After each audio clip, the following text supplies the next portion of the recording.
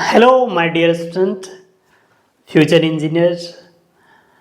दोस्तों, JEE main 2025 जनवरी 29 second shift में एक इनऑर्गेनिक के क्वेश्चन हैं जो कि आए हुए थे, उसको अभी हम डिस्कस करने वाले हैं।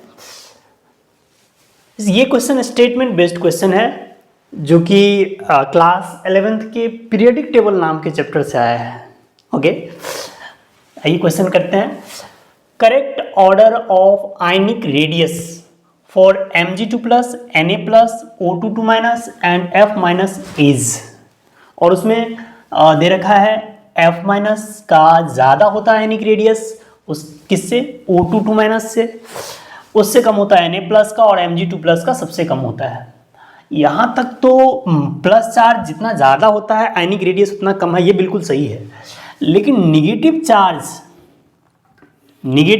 ज़्यादा होने से आयनिक रेडियस बढ़ता है, तो यहाँ पे गलत दिए हुए हैं। ये F माइनस और O22 माइनस में जो आपको ऑर्डर दे रखा है वहीं पे गड़बड़ दिया है। ये O22 माइनस का आयनिक रेडियस ज़्यादा होना चाहिए किससे, F माइनस से। तो ये स्टेटमेंट पहला जो है गलत हो गया है ना।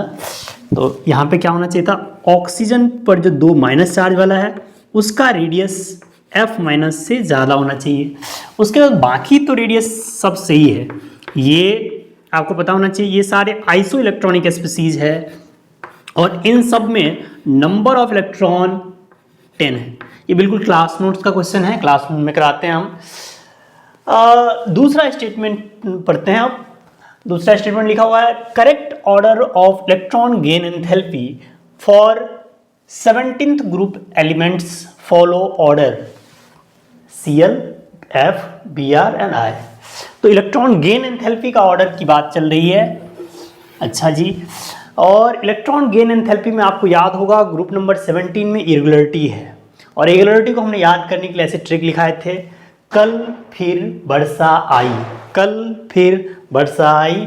तो कल का मतलब क्लोरीन, फिर फ्लोरीन, फिर ब्रोमीन, फिर आयोडीन। यही बिल्कुल यही ऑर्डर होता है इलेक्ट्रॉन गेन एंथैल्पी का, और एकदम बिल्कुल सही यहाँ पे ऑर्डर भी दिया हुआ है। इसका मतलब स्टेटमेंट 2 जो है वो करेक्ट है। ओके, तो स्टेटमेंट 1 इनकरेक्ट और स्टेटमेंट 2 करेक्ट। अब देखते हैं ऑप्शन। तो पहले ऑप्शन में थे स्टेटमेंट 1 एंड स्टेटमेंट 2 दो बोथ आर करेक्ट।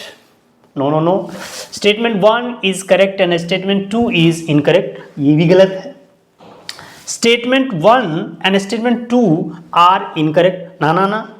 और लास्ट ऑप्शन में है स्टेटमेंट 1 इज इनकरेक्ट, बिल्कुल सही है, एंड स्टेटमेंट 2 इज करेक्ट, यानी कि यही इसका आंसर हो जाएगा।